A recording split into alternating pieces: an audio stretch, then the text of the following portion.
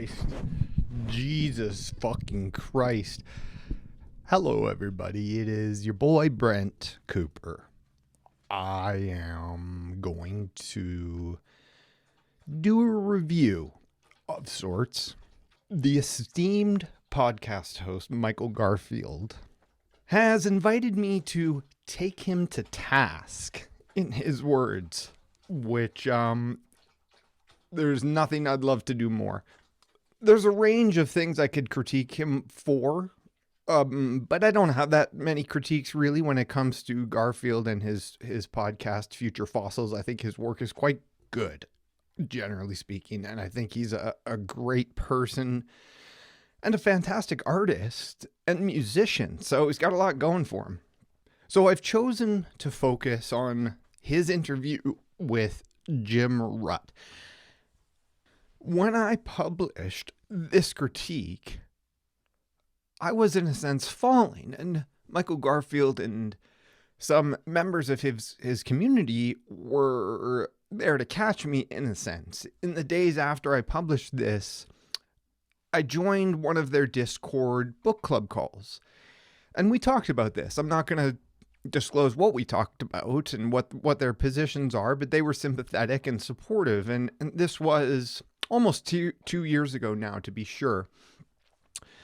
Subsequent to that, many months later, probably 4, 5, 6 months later, I appeared on Jim Rutt's podcast. I had been sort of laboring behind the scenes for many months, trying to, win his trust and get through to him, despite the fact that I tried to embarrass Jim based on the fiasco that very much happened within the Game Bee community. I wasn't looking to hurt people.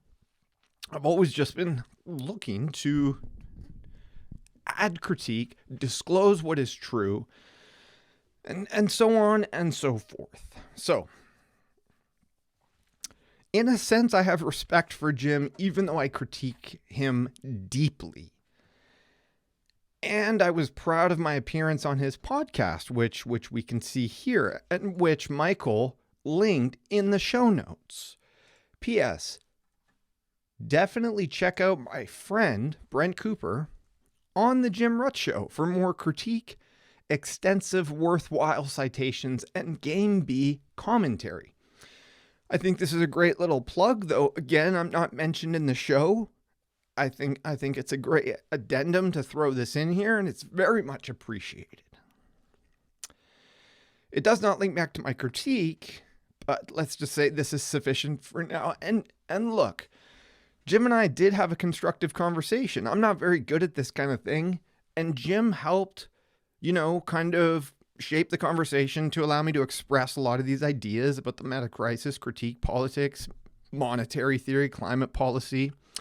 Right, and so we could have a little contentious back and forth, and that's the least I would hope to get and to encourage other people to do. Now, what I did, both in terms of critique and follow-up and the pursuance of these things, is pretty rare in these communities. The norm in these communities seems to be overly nice and supportive to each other, and also with that, a little bit gullible when it comes to consuming each other's ideas and dogmas. And that's where I try to intervene. Now, let's just do a quick kind of reading of the description of my appearance on the Jim Rutt Show. I'm not going to be talking about this too much, but again, to Jim's credit and to the format of his show, I think it's fantastic that they were able to present me in this positive light and add a bunch of hyperlinks to things that I mentioned that I wanted to point people towards.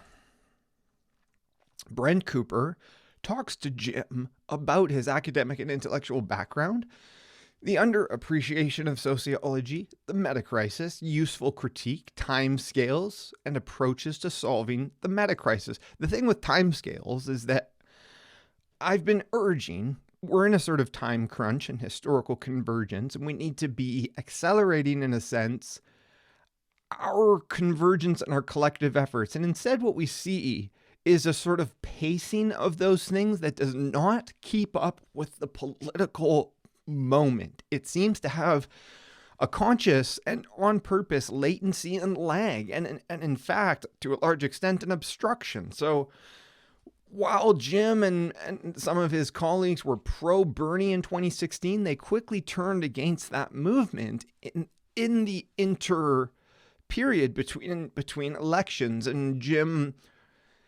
as he revealed in our conversation itself, he eschews the Green New Deal because he doesn't think it's feasible. So what that leads to is kind of to say that his economic models and his calculations, which he was very assertive about, rather than providing the actual work,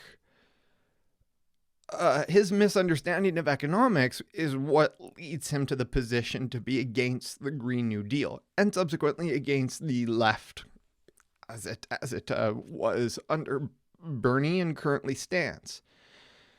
And so there's a lot of great links I try to throw in here. That's things I threw out on the podcast. Decoding the Gurus podcast, Chris Kavanagh, Embrace the Void, Sam Hoadley Brill, Andres Bernal. Right? Andres Bernal is an MMT scholar. And these guys are all critics of intellectual dark web type figures, and particularly starting to cover this type of ground insofar as the Decoding the Gurus podcast later, about a year or so later, spent 2 hours critiquing Jordan Hall, and in particular Jordan Hall's encounter with Brandon Hayes, something I also took him to task for. And listening to that 2-hour podcast was extremely refreshing and validating.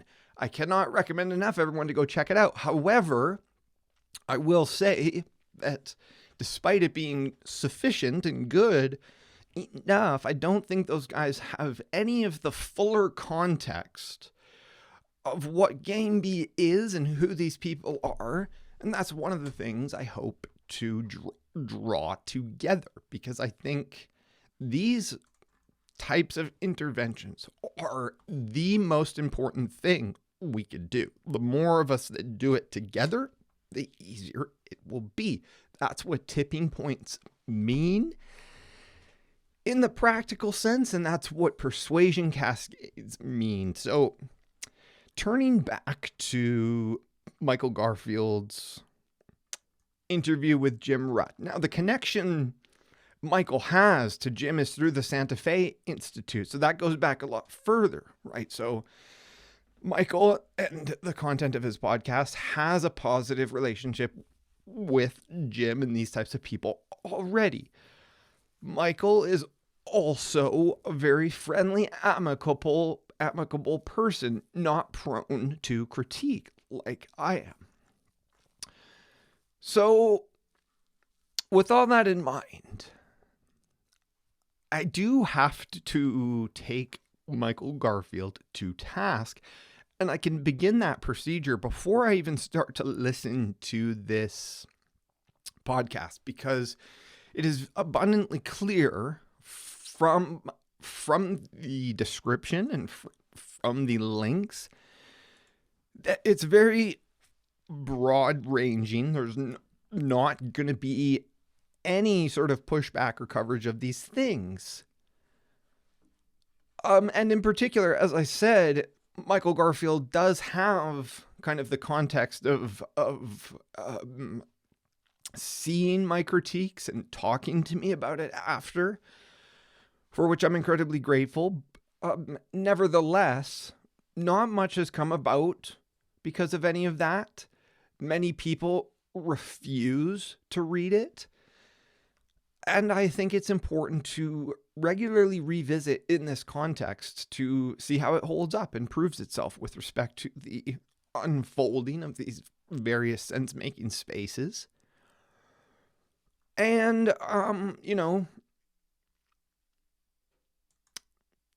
what's really at stake here. So let's just say right off the bat, I'm going to speculate that the subjects of racism, the study of racism, doesn't come up at all, nor does economics come up in any real tangible way, except to say it probably will come in and out tangentially.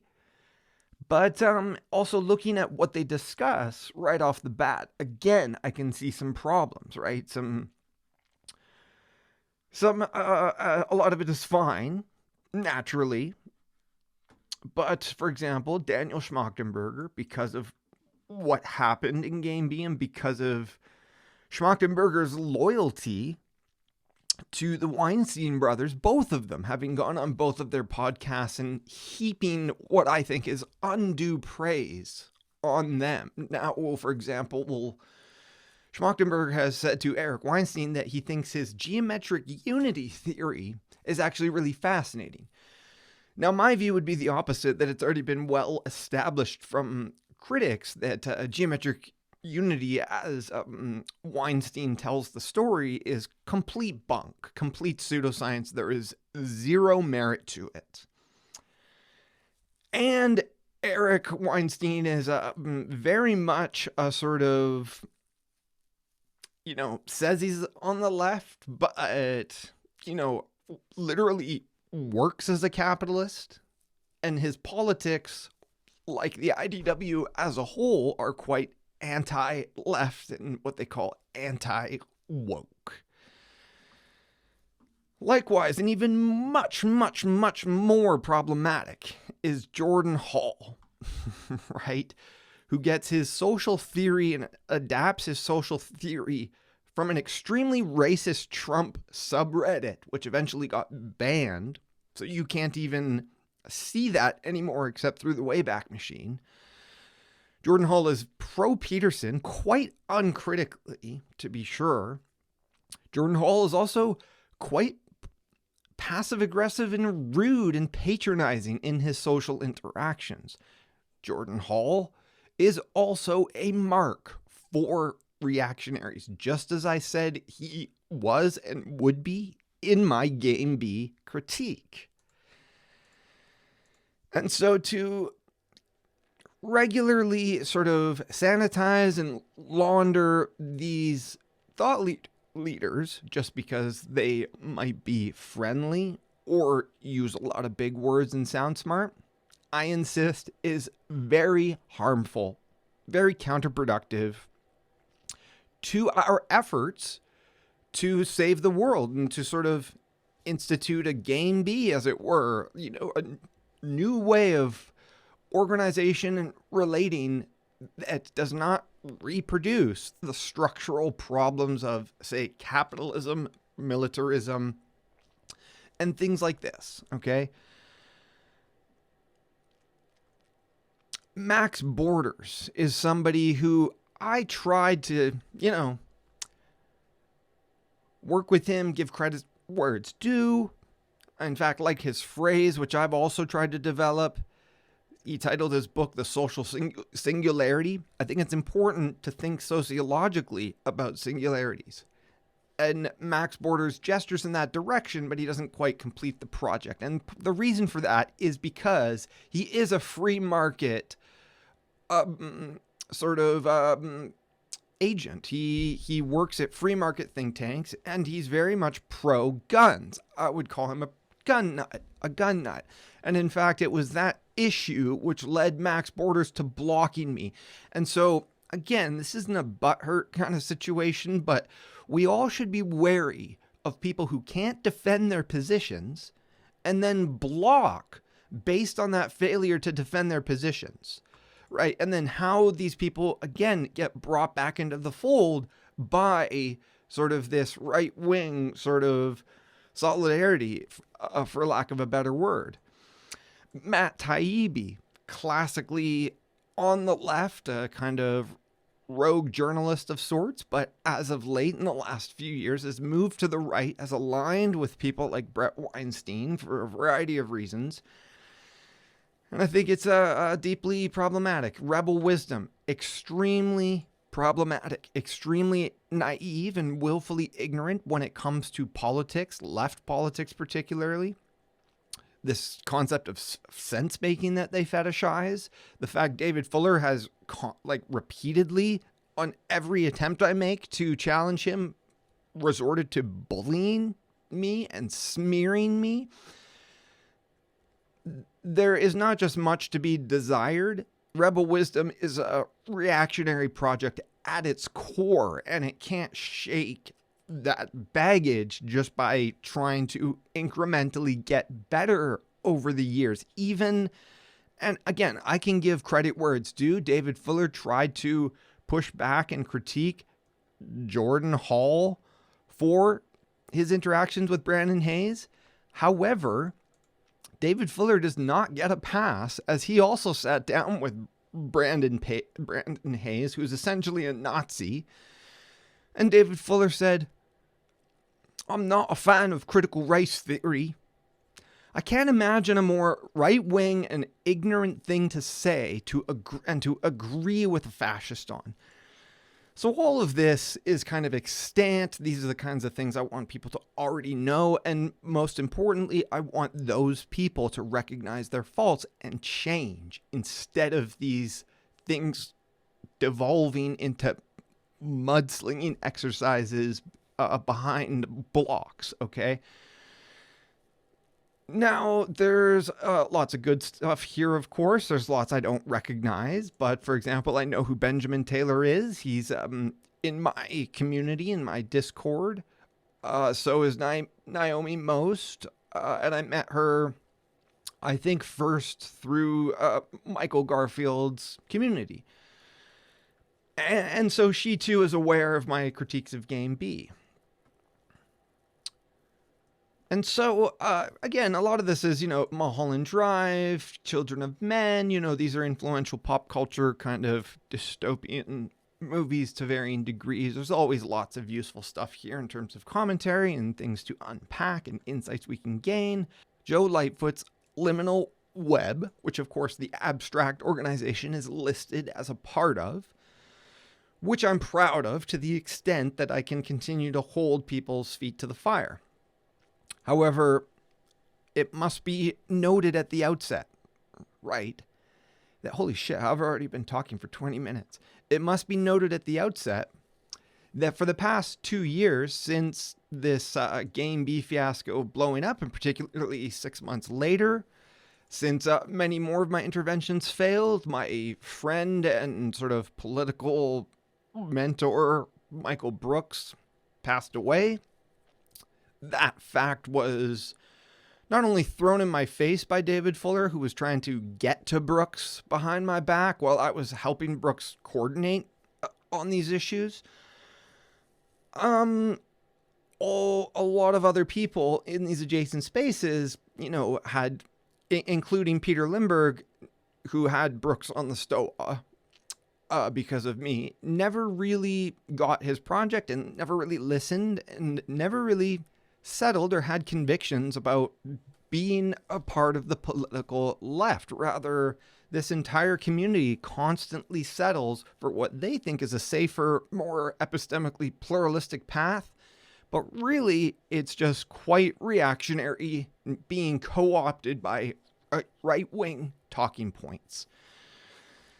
So, all of that said,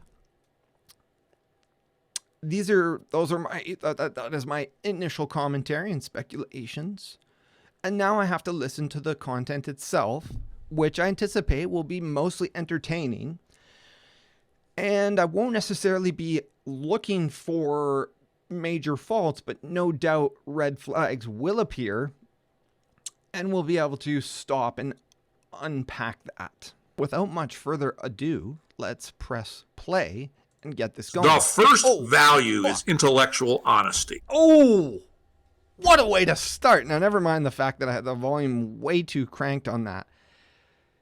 This is real bad. And actually, before we do start, I shouldn't be surprised by that because it is in the description of the show. So let's quickly go through that. Okay, just before we get into this, Jim is very intelligent. He has a lot of different interests, a lot of different connections. There's no doubt that he possesses a great deal of knowledge of a sort. However, Jim is very pro-business. He's very business-oriented. I even know a person that I found in one of these Facebook groups who Jim is investing in, and in his company, whatever that may be. And this guy is against critical race theory. And this guy, who I will not name at this time, but this guy didn't even know what critical race theory was. And I brought it up, and then he quickly searched the Wikipedia page and said, "Oh yeah, that's not true." And I was like, "Well, what are you talking about?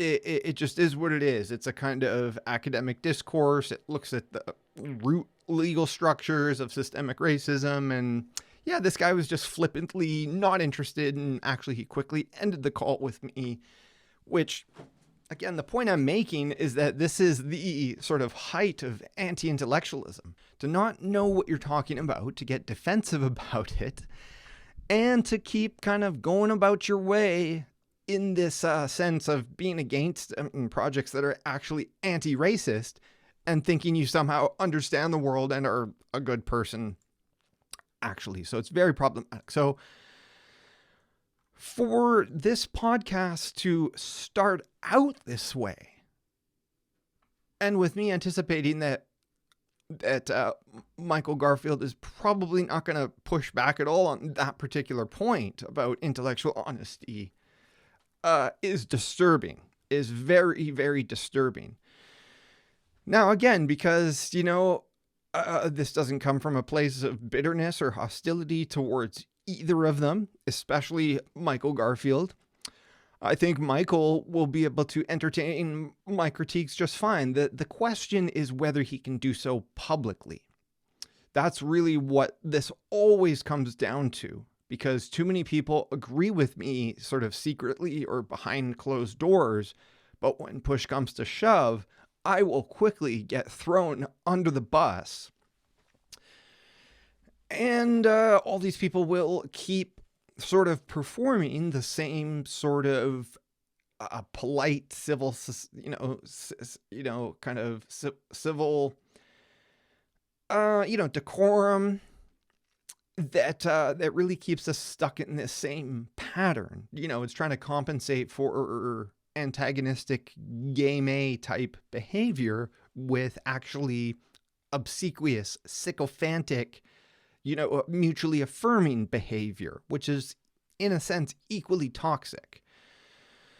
Oh boy. So again, before we jump into the episode, let's just read this pitch and see how honest it comes across.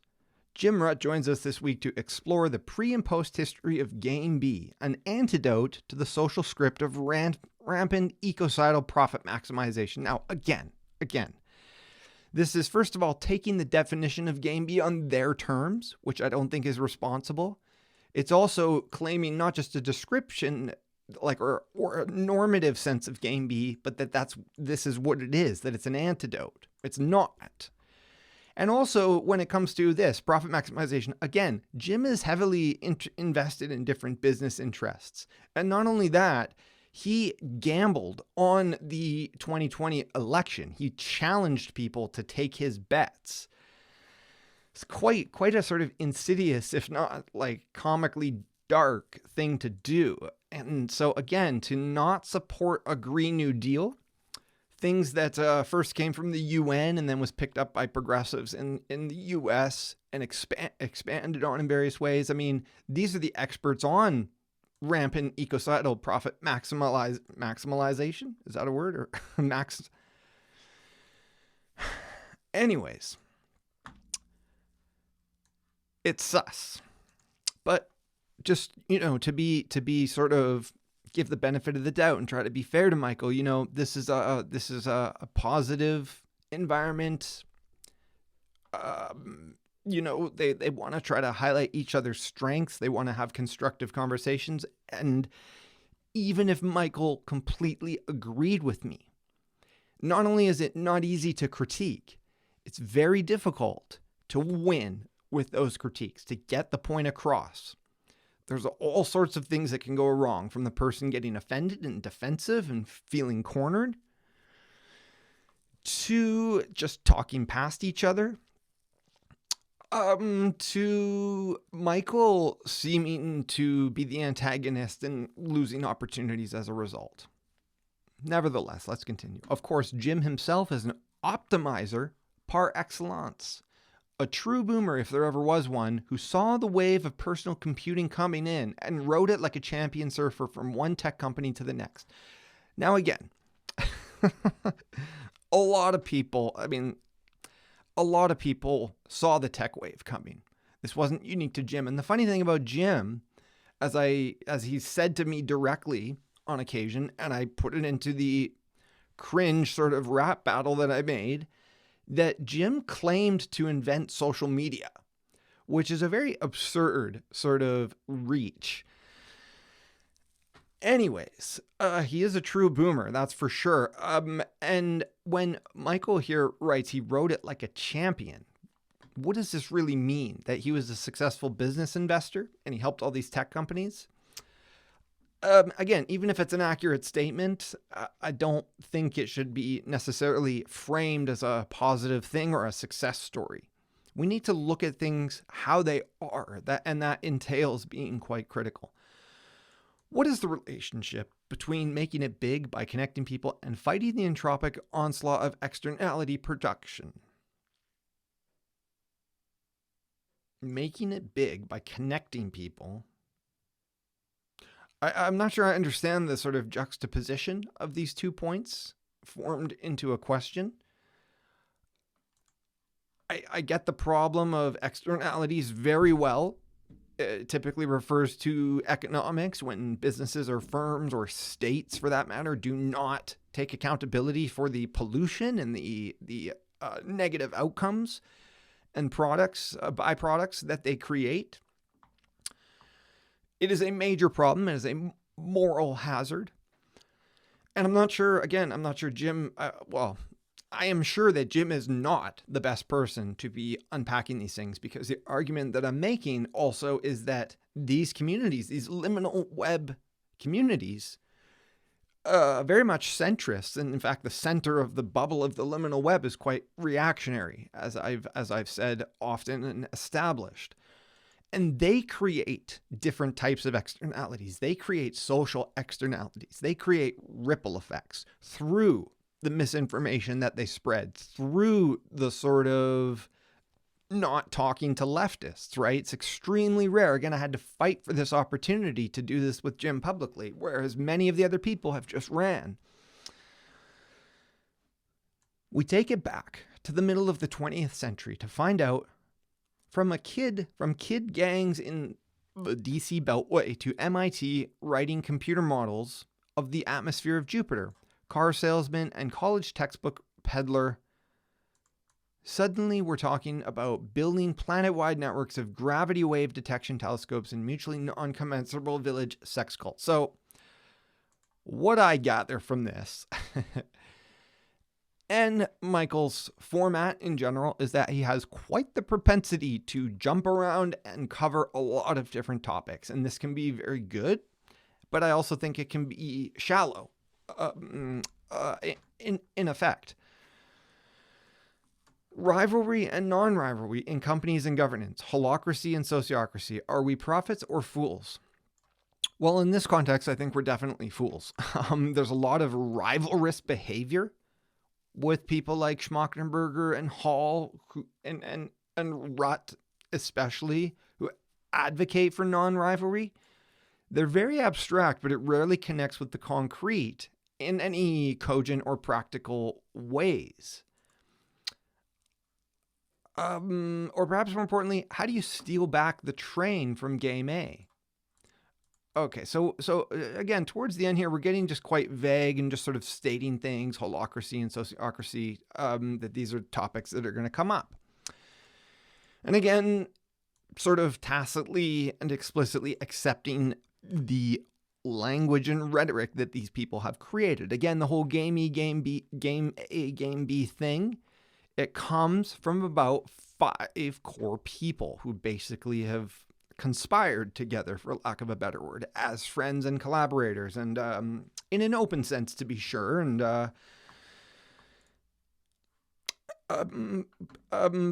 this notion of, we're gonna like take over the energy and the momentum of capitalism just through being clever and sneaky about it and using this kind of language, I don't think so. Now, here's the real rub, right? Which connects to what is used as the opening audio bit for this episode. The code is simple. Nothing simple about it, by the way, first of all. And again, this first part, intellectual honesty. So again, I think Jim tries to be honest. I think he's sincere, and he was very, harsh and curt with me over many months.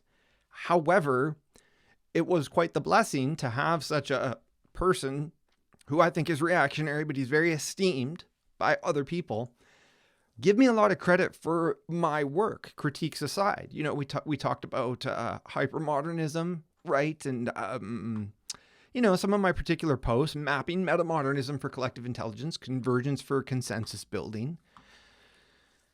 Again, I'm grateful for this opportunity, and truth be told, I haven't really bothered Jim a whole lot since then. And the content is technically out there. However, I mean, this does relate to part of my broader critique, which is to say, it's, I'm personally not trying to strive and bite off more than I can chew or take more than I deserve. I just think these little tidbits out there floating aren't sufficient. And again, I don't mean people knowing my work or who I am, but just the type of content. I think we should have a lot more of it. And that's not to say it all needs to be critique and critical, but all of these people I criticize, their work and their public image would be greatly enhanced if they just took on and adopted some of the simple propositions and critiques that I and occasionally some others offer. We're trying to make something that's very messy and complex simple for their sake. And so all of that is to say, while Jim is sort of intelligent and good faith, he is not intellectually honest. He's the furthest thing from it. I think he's one of the most intellectually dishonest people.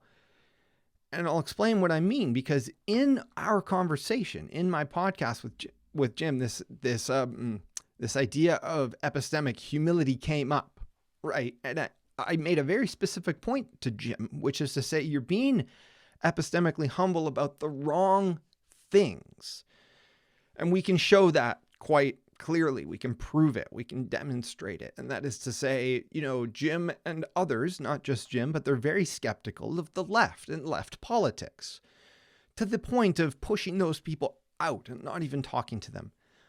On the converse, on the flip side, Jim is very open and impressionable and sponge-like towards pure far-right political operatives and reactionaries like James Lindsay, who he had on the podcast prior to me. And Rebel Wisdom has also featured. James Lindsay has nothing true or original or tasteful, for that matter, to add to any of these conversations. He is a fraud and a charlatan and a pseudoscientist, and he should be there should be consequences. We need to convert people like that. We need to debunk people like that, and we do regularly. James Lindsay has been easily debunked, but again, we live in a kind of post-truth reactionary culture that has been fostered by decades and centuries of gay culture, as it were. And so here we are, and people don't know the difference. Jim doesn't know the epistemic difference between somebody like me and James Lindsay. And so this epistemic humility becomes a vulnerability for Jim and people like Jim. And so, again, with respect to the Green New Deal, Jim's libertarian views on economics, like if you look at MMT, as I suggested him to do with Andres Bernal here, that is what intellectual honesty entails. And again, to Jim's credit, he said anytime he has a guest on, he does 10 hours of research. So of course, I'm very flattered and honored to be included in that, and for Jim to spend 10 hours reading my various articles besides the Game B critique, right? So intellectual honesty, what an ironic place to start, to just assert that, and for Michael, the host, to accept it, and for the listeners to accept it, and for, specifically Jonathan Rowson to accept it, who is much, much more partial to Jim Rutt. And not 4 days ago, Jonathan Rowson was literally wagging the finger at me and shouting, "Oh, you called Jim Rutt racist. And this was like 2 years ago, by the way, but, a year and a half ago. And in the context of, that was in the context of the rap battles. But of course, I like to point to this, which again, most people just ignored, including Rowson. He actively refuses, and memory holes and sticks his head into the ground like a bird.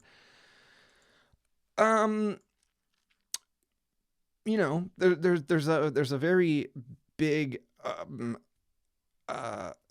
gap here, and so moving on, the code is simple: intellectual honesty, and not just that, and a war on politics, in quotes. Now, I don't know exactly what they mean yet, but it does not bode well, since I know what Game B political positions are. 5 white dudes who've gotten together over the past decade and said, "Hey, we're the smartest guys in the room.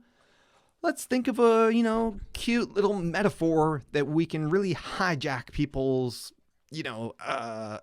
prefrontal cortex and libidinal centers. And let's, pretend that we're outside of politics and above it. And we can wage this so-called war on politics, and we can equivocate between the left and right and say, oh yeah, they're just as crazy. Or, well, I hate Trump, and, I'm against fascists." But then he has James Lindsay on the podcast, who voted for Trump and basically is a fascist himself, James Lindsay. And so this war on politics, I really felt it firsthand. There was a direct active suppression of Bernie's politics. Really, a lot of the moderators and community members of Game B were completely writing off certain ideas and terms and people, which Jim Rutt also did specifically. Jim Rutt specifically banned postmodernism, feminism, Marxism, critical race theory. He said these are counterproductive. These are off the table. And these are entire legitimate disciplines, by the way. To just hand wave away and sweep off the table is, again, anti-intellectualism at its core. Notwithstanding all that, Michael says, "I had a blast talking with Jim and hope you have as much fun listening. Can't wait to hear what conversations come from this. Yours in systems poetry, Michael." Now, again, I'm taking Michael to task because that's what he asked me to do. And I'm doing it for free, doing it in good faith and out of love for him and his work. And this won't be made public unless things change. And I have patron support and also the sort of support and approval of Michael to make such a thing public. At this time, this is just for me to exercise this format and engage in some constructive critique, to make content and to try to gain Patreons and to gain more of Michael's favor so we can talk more. So, back to the show. The first value is intellectual honesty. So that's the intro clip, obviously. Greetings, future Foss. And I just want to first say, I think I'm very intellectually honest. I speak my mind. I write my mind. I try to cut to the truth. I try to be efficient and succinct. I try to be fair in my Game B critique, right? I give a lot of credit where it's due. In fact, if I was to just read the first several paragraphs, I don't think anybody would have any problem. And that's the real irony here. Somehow people read into that I'm some kind of disingenuous asshole. And then they also don't read the rest of it, which is much more critical. And consequently, they can't cite any of it when they push back against me. And so we have this problem of it actually being worse than I said it was. Things are actually much, much worse than my shrewd, careful articulation and intervention and diagnosis of what exactly is wrong with this community and these people. And that's coming from a good place. And just to summarize briefly again, what I've written here and what is probably the most essential point to come away with, if people are to believe that I call Jim racist and that's at the core of the problem. If it walks like a duck and talks like a duck, it's a duck. And not to say Jim is racist, that he has racist bones or racist relations with people, but that they actively suppressed minority voices. They chilled speech in general over these approaches and sociological topics. They were, again, like in Jim's case, explicitly committed to being against critical race theory, which, again, to be sure, this is just a bugaboo of the far right. It's just a term that was chosen to paint because it has three words in it that are very scary to right-wing people, liberal people, and people that are just generally uninformed and not willing to learn. Critical, race, and theory. If you know nothing about that and you have anxiety around racial issues and you're white, it makes perfect sense to be averse to that. But again, I mean, never mind my work. Critical race theory has been properly unpacked and defended in numerous platforms, dozens of YouTube channels and long video essays, very sort of high profile, dense writing in Boston Review, for example. Of course, every other major left publication has covered it basically in one way or another. And that's not to say like all academic work is perfect or clean or actionable. But we need to look at the first instance of where and how the truth gets distorted and misrepresented and becomes subject to vicious abstraction. So this is about racism, systemic racism, how it's dealt with by so-called intellectually honest people, and consequently, you know, the reality of how it was covered up and how Game B has always been a whitewash of itself and was whitewashed in subsequent Rebel Wisdom and Stoa videos and interviews about Game B. So we have a deep, deep problem here, which in a sense, Michael Garfield is knowingly moving forward in the wrong direction. I find it unfortunate and deeply problematic. And I'm willing to say that, not knowing or worrying about any consequences for myself, but just trying to be intellectually honest and true.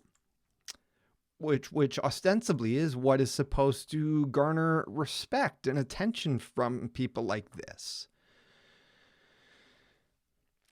And, you know, again, I know that I will fail if it's just me doing this.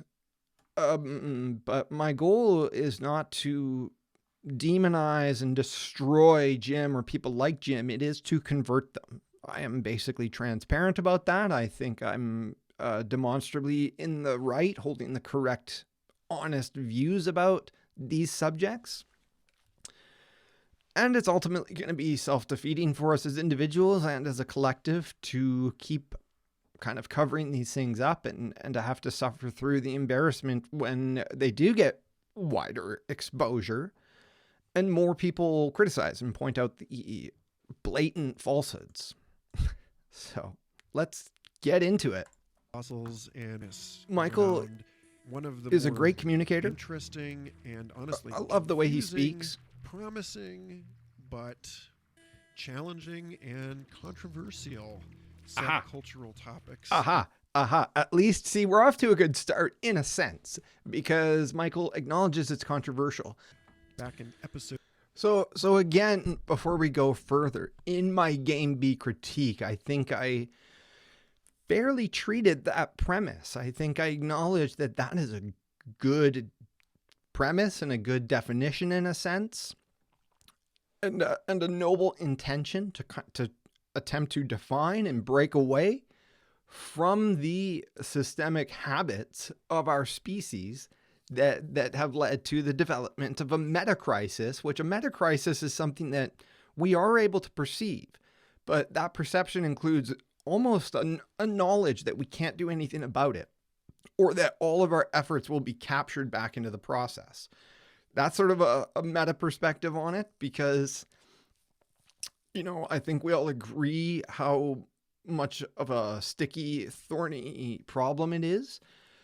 But I don't think we invest enough scope in the fact that we are reproducing it even in these meta commentary communities, quite obviously too, and that we could do better. But again, it's almost null, because things like climate change might already be too late to change. We are overdetermined. However, having said that, right, that is no excuse not to have a platform of universal politics to build agreement on and pursue as fast as possible, right? That includes universal healthcare, universal education, housing, basically the utopian emancipation of the entire planet, consistent and coordinated with the mobilization of those very people in various capacities to solve climate change, to work on environmental development, on sustainable energy,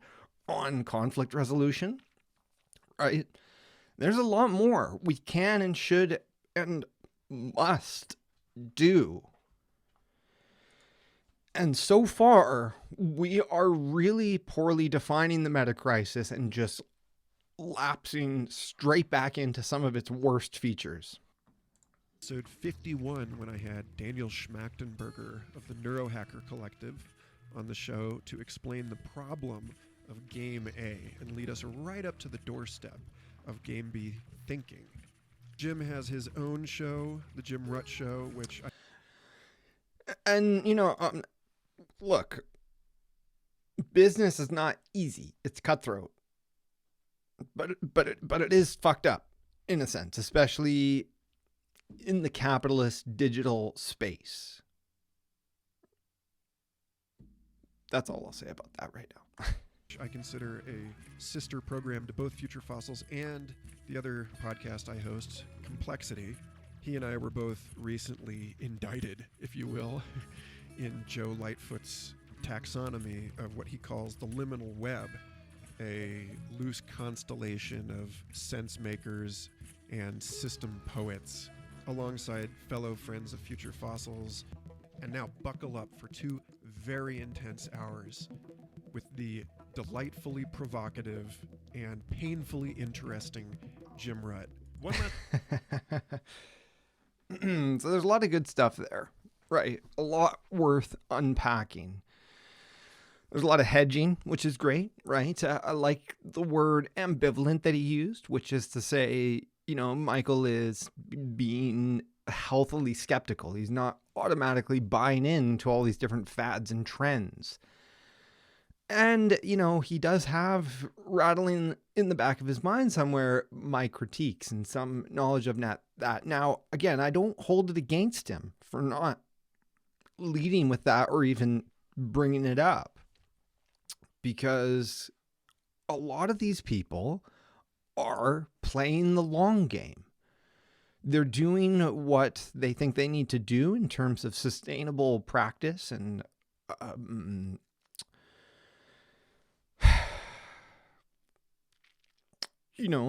maintaining good faith and playing the long game, because it's safe to assume we're all going to keep going, being ourselves and doing what we're doing and bumping into each other. And so we need to maintain those good relations. And Michael does have a very poetic way of sort of flattering people and framing things to make it exciting. But, there's problems. Michael knows there's problems. He doesn't know what to do about it. And he's given me his trust in a climate still where tons of people hate me and want to permanently excommunicate me. And essentially stop me from doing this type of work. And again, Jonathan Rowson is one of the top people actively doing that right now as I say these things, because he refuses to have an authentic listening session with me. He refuses to read my Game B critique. He refuses to hear me out on what happened with Jim Rutt. Rowson keeps asserting to me in no uncertain terms that he thinks I'm, on one hand, a great writer and researcher and very valuable to these communities, but on the other hand, I'm just an antagonist and a muckraker who is more trouble than he's worth. And Rowson confessed to basically memory holding the entire thing after blocking me and stopping talking to me. Which was around this time, and when I trusted him and felt betrayed and wanted to talk to him about Game B. If we can't talk about it, there is no intellectual honesty, and there is no moving forward together.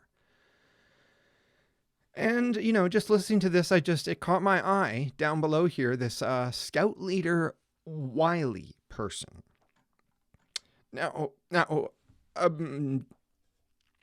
just kind of off the cuff here, I'm not going to critique or disparage that person, Scout Leader Wiley. We came close to setting up a call not too long ago, but they're very busy. I know very little about them.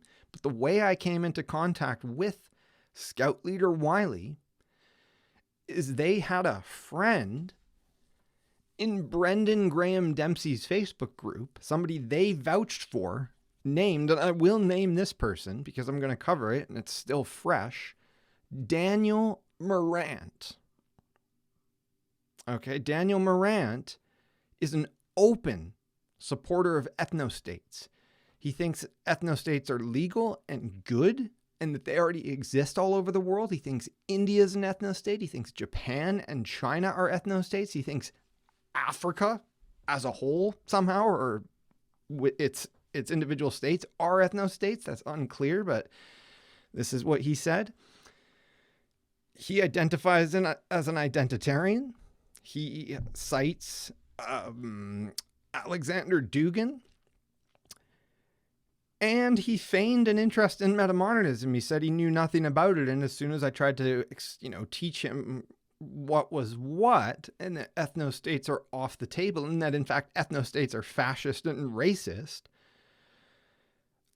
Daniel Morant got extremely defensive and bitter and attacked me and sort of made a fuss and blew up the whole game for a while. And Brendan Graham Dempsey's response was instinctively to block me at first, to block both of us, in fact, to just kind of sweep the problem away. I intervened and reached out to Brendan. We sort of tentatively cleared things up. Both of us were brought back into the group. Brendan, unprompted, tried to make a chat with all of us to reconcile. It immediately went sideways, and this is where Scout Leader Wiley comes in. The chat was me, Brendan, Daniel, and Scout Leader Wiley, who was there sort of as the connection to Daniel on behalf of Daniel. Now, Scout Leader Wiley was very nice to me, very nice to interact with over text. And like I said, we came close to setting up a meeting, which was then sort of preempted and canceled because they said they were too busy. But just the mere premise of the fact that Scout Leader Wiley was defending this fascist is problematic. Okay, and again, let's clarify. My goals, my intent, my praxis is not just to kill the fascists. It's not just to kick them out. I, in fact, gave Daniel an open door to speak. Scout leader volunteered to, be there as a mediator at first. When I say it immediately went sideways, oh, did it ever? And that's a story for a different video. But I can't help but see certain things that I'm familiar with jump out at me, for better or worse.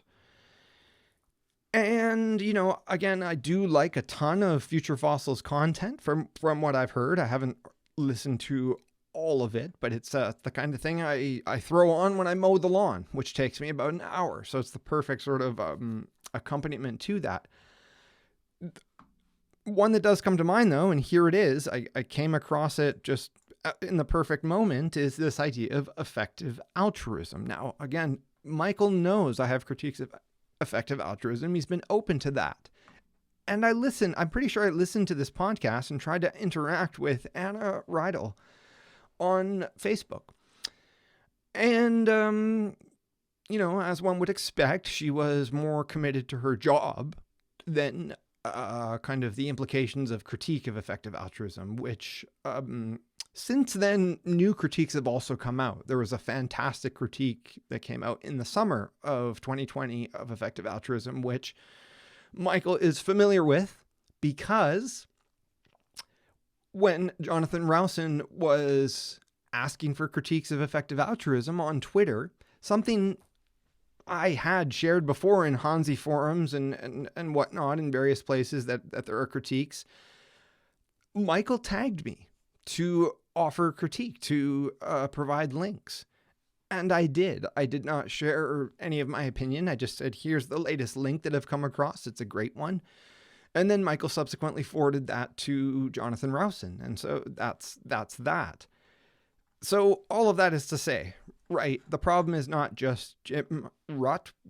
We all know in some sense there is systemic problems. And when you create shows with hundreds of episodes and wide-ranging kind of communities and audiences, where you're bound to make mistakes and get swept up in some of this reactionary and kind of capitalist realist kind of stuff. We're swimming in it still. It's very hard to see out of, let alone get out of, or get out of, let alone see out of.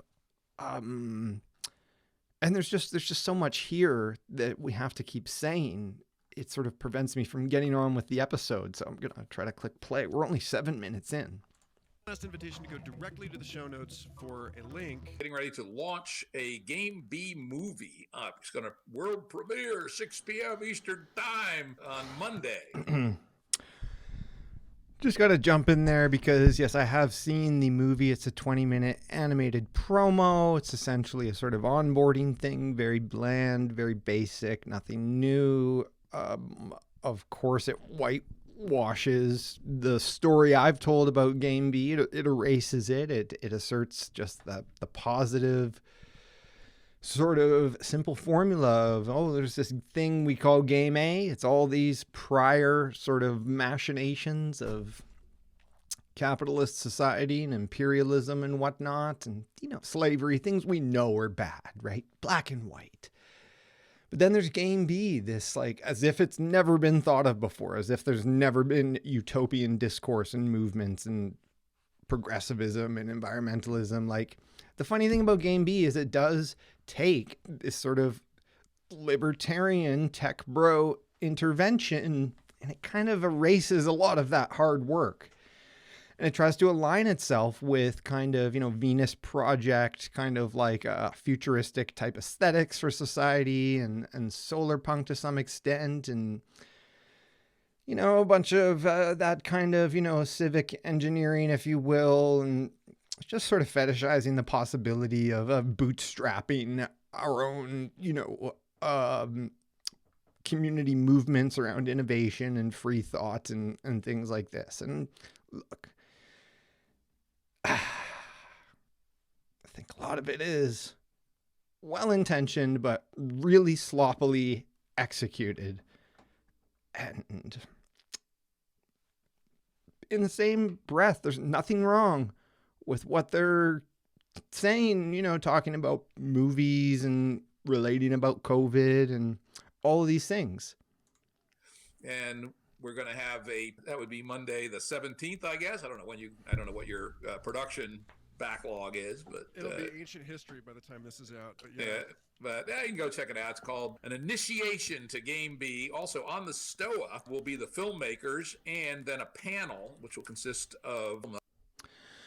I have not watched that, but people in my community have, and have given feedback, and yeah, it's what you would expect.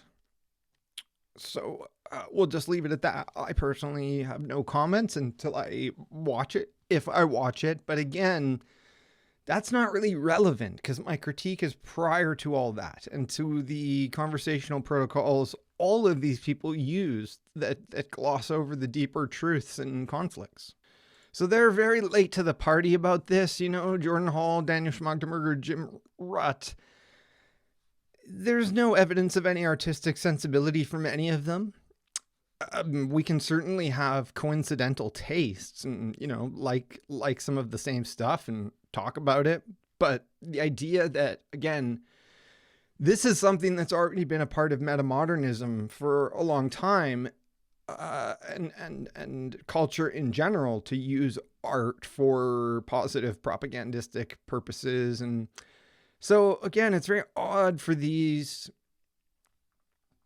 ossified white dudes to be embracing all this artistic stuff only insofar as it helps their aesthetic and their brand. And it's not really about anything else. It's just about being able to say, hey, we're artists. We're embracing this. But again, I'm not buying it. First place. I kind of want to skip over a lot of this because A, it's not really relevant, and B, I know it. I know a lot of it, and I could give the quick summary. Like I've already said, you know, Jim has a background in business and social media to whatever extent. And of course, he was the chair of the Santa Fe Institute. And that's a connection here with Michael Garfield, who does social media for the Santa Fe Institute.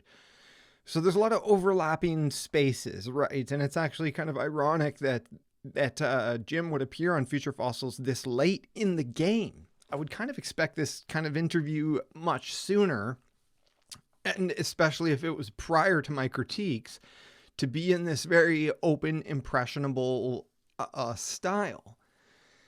But again, I mean, how, you know, Michael, as great an intellectual person as he is, I don't know how he can get this deep into it without a sort of consciousness of the political events of the last 5 years, particularly the strong, clear emergence of a socialist left contra the establishment center.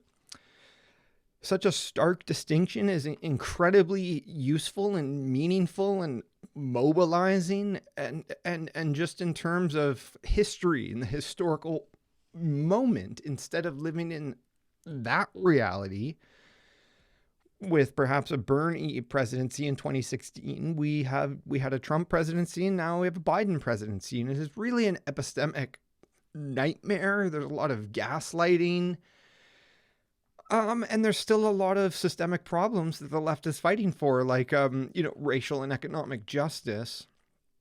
That, again, I mean, how would you even begin to address that in a conversation like this when Jim suppresses those types of things, or at least, you know, awkwardly kind of sidesteps and dodges those questions, or kind of catches and deflects those questions?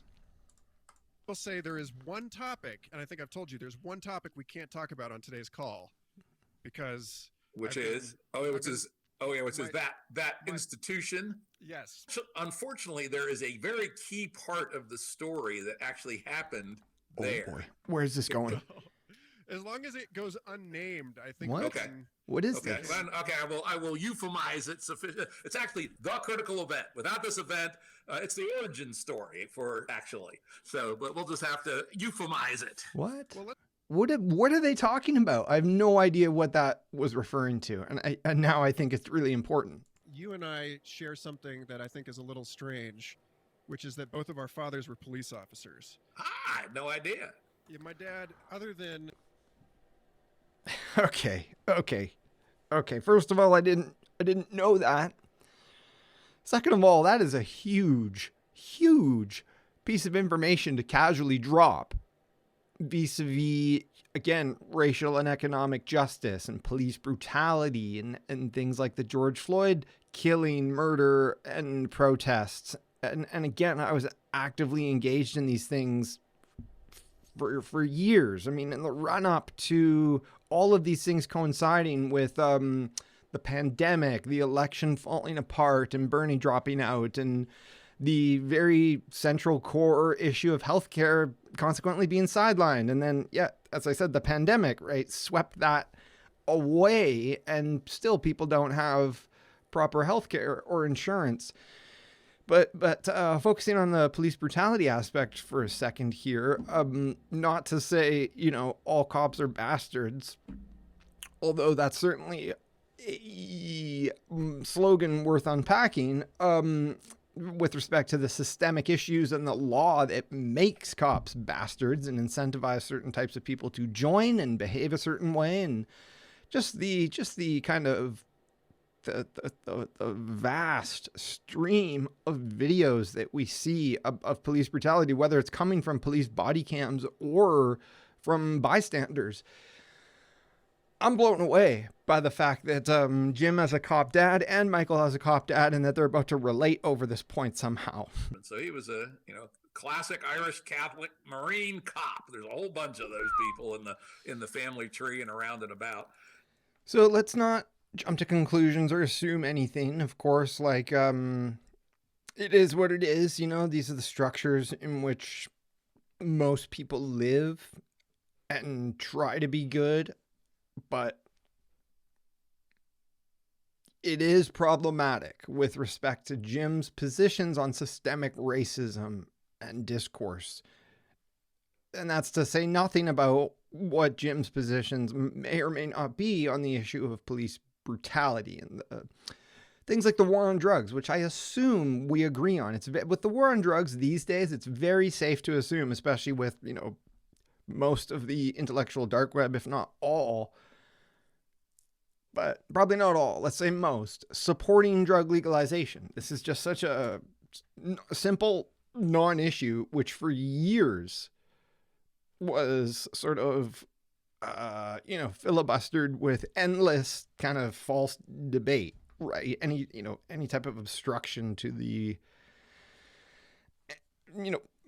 any type of obstruction to the movements of ending prohibition are illegitimate at the start. And so consequently, so is the policing that enforces those laws.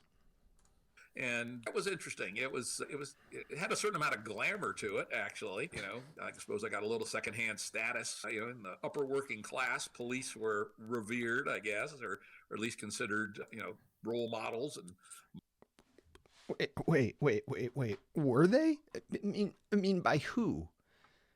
What are you talking about? When have the police ever been, really broadly speaking, revered or liked? I'm lost on that point. Not saying there isn't some truth to his statement, but again, where, in what context? And to the extent that Jim is proud of this in an unproblematic way is a bit suspect.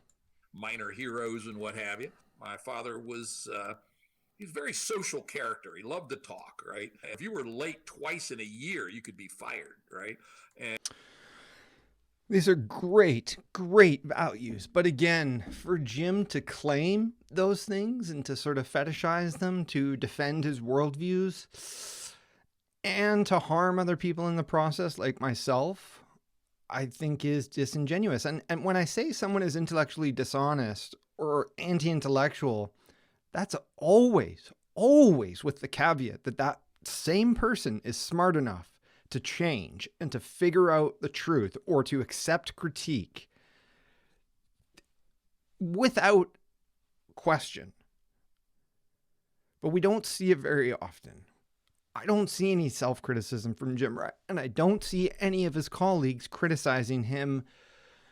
And again, all of this is case in point. It just keeps validating the same thing, that too many people are taking each other at their word, at face value, and even lying to themselves. I think when you're really self-critical, as much as I am, you realize the degrees to which you can delude yourself and lie to yourself in various ways. And it's not just self-criticism, it's criticism of course, the institutions that are kind of manipulating us, right? So, you know, if I were to buy into Fox News or join a cult or something like that, it wouldn't just be my fault. It's those institutions that have evolved to be very good at that.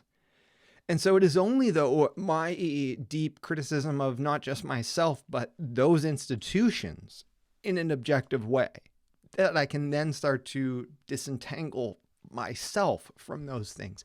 It's not hard, people. It's really not hard. I'm trying to encourage, on people's own terms, the broadest metanoias, a change of mind, where you really, really have an open mind and heart, and you're able to entertain propositions that threaten you, but are in fact constructive and come from a place of a politics of care and compassion. It does not have to be this hard. And something with an encounter like this has to be done to help prompt Jim living up to his own words, or Jonathan Rowson living up to his own standards, or Peter Limberg and the Stoa being consistent and living up to their own standards and their own self-description of how great they are at commenting on the culture war and stealing said culture war. I do not do those things at all. In fact, I do something very different. I have a deep nonfiction sort of think tank sort of production line. And I also have a metafictional, satirical, world-building experiment called the abstract. Core philosophy. They are connected. They are two sides of the same non-fungible token. And so, of course, listening to this is stressful for me. And engaging in this type of critique and intervention is stressful and exhausting. And again, it's not about me, but there are considerations and consequences for me that I need solidarity on. And when I say it's not about me, I'm proud to be a part of a global historical movement that relates to Bernie Sanders, Martin Luther King, Fred Hampton, Malcolm X, Angela Davis, countless scholars all over the world, Latin American struggles against imperialism, alter globalization, decolonialism. Things are complicated, but if we simplify them in the right way, we can make much better choices. And I've never seen myself as even up to snuff or on par with a lot of these people. I've listened to the likes of a lot of these different people for the past decade, quite a bit and beyond. And I've changed a lot as a result. And yet, how is it I feel that I've come to sort of leapfrog a lot of them and be able to call out their bullshit? I don't know. There's various reasons for that. It's not really important right now. Part of it has to do with the fact that I've just tried to be a sort of scholar, activist, entrepreneur, for lack of a better word, and carve my own path of really getting to the heart of defining the meta problems, and maybe trying to do too many things and wear too many hats. But again, in different ways than these people who also do that, towards the means of making impacts and interventions on people to change minds for the better. And so that was all kind of just reinforced in us as to be, punctual, be reliable, just don't be a shitbird was the terminology in the police department in those days. Don't be a shitbird, a person who, walks around with their shirt tail out and doesn't show up to work on time. Such a string of normie things to say. Show up on time, don't have your shirt hanging out. Like, this is the benchmark of being a good person. It's, ironically, these are the types of things that have been awkwardly, and for worse, in a reductive way, packaged with definitions of white supremacy, right? And that needs to be unpacked, because it's not clear what, being punctual and dressing nice has to do with white supremacy, and mostly nothing. What it is meant to mean is that Western history as a whole, and particularly, Western capitalism, and particularly American exceptionalism and domination of the world over the last half century, has and does entail the fetishization of science, right? The instrumentalization of science and rationalism towards irrational things like war, right? Paradoxes are at the heart of these problems and contradictions, and only understanding them as such can change them. But there is a deep coincidental irony of Jim citing these things as his sort of traditional values, that they happen to coincide with, very conservative aesthetics, and very, strict, simplistic understandings of science and measurement. That said, I do think showing up on time is important. And Jonathan Rowson was an hour and a half late to a meeting that he set on Monday, 4 days ago. And so I do find this completely unacceptable. Just like Jordan Hall was 45 minutes late to our debate. And neither of them offered any kind of sincere apology, but rather just naturalized that happened. And that it's, just got to roll with the punches, Brent, right? And the flippant sort of in my face, passive aggressive, negligence and behavior like that. And stuff like that. So even though I suppose we could say we came from peasant on my mother's side and working class on my father's side, we somehow developed some petite bourgeois values that probably flowed over at least in part from his police thing. There you go. He's admitting it, right? Petty bourgeois values are not good. That means sort of small business kind of like, let's just get a kind of exact definition, because this is a Marxist term that, to kind of distinguish it from the straight up bourgeoisie, the petite bourgeoisie, social class composed of semi-autonomous peasantry and small-scale merchants whose political, economic, ideological stance in times of socioeconomic stability is determined by reflecting that of high bourgeoisie, with which the petite bourgeoisie seeks to identify itself and whose bourgeois morality it strives to imitate. So basically means small business imitating big business and ascribing to and sucking up to its values in order to succeed and maintain its position, to instrumentalize and oppress the underclass. And we were also taught physical courage, I would say, but that was not uncommon. That was in our town. Everybody fought. It was okay to lose a fight, but it was not okay to not fight, right? Well, in terms of the epistemic and personal fights we had, I would definitely say Jim started them. I don't know how that could be any other way. I was coming into his space, but I wasn't there to provoke and antagonize. I was there to kind of share and inform and critique with a baseline of kind of political understanding that was lacking, severely lacking. And so to be punched down on immediately by Jim and the moderators was proof that Jim does start fights and does not finish them, in fact. The opposite of what he said. Because I had to hunt him down repeatedly in different groups and in different platforms like Twitter, and through different people. Like one of his employees there. Just a general point, nothing to do with what he's saying, but just, thought that jumped into my head about sort of freedom and tolerance and how much of it we have in society, for all the anti-woke people that whine about being oppressed and criticized, and all the sort of freedom brigaders and convoys and anti-vax stuff. If you can get over that kind of imagined oppression, we have virtually unlimited freedom, unlimited mobility. You can travel virtually anywhere on the planet, notwithstanding the pandemic. And again, of course, this is if you have money, if you have resources, which a lot of people do.